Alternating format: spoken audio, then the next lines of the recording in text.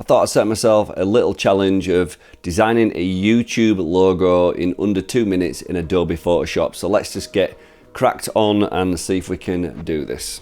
So I'm here inside Adobe Photoshop. So let's get started. So I need to choose a nice red for the YouTube logo. So we've got a nice red. We're going to use this kind of frame tool.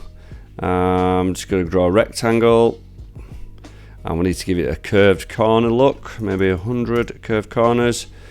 Okay, so we've already got that. Right, next we need to create another layer and create this sort of triangle shape. So I'm going to create a square to begin with, edit fill, and that should be white.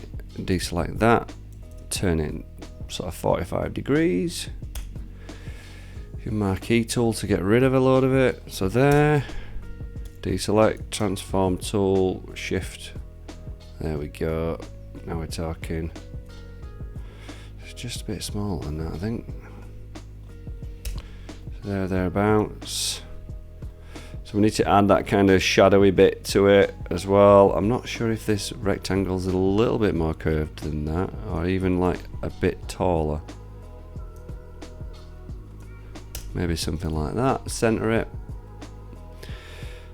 Center the triangle thing. It's clearly off center there. Right, so I'm going to do a kind of a bit of an inner shadow. So I'm going to create a mask, and now I'm going to get my brush tool and selecting that, and I need a nice grey. A little bit of an inner shadow. Let's see if I can add some sort of bevel to this contour. Is it going to do it? No. Contour, that's horrible. That's not exactly great. Bevel, depth, kind of. Scale, soften. Ugh. Not sure I like that.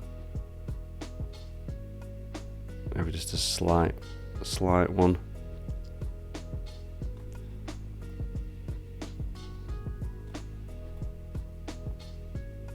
Smallest of small sort of bevels on that.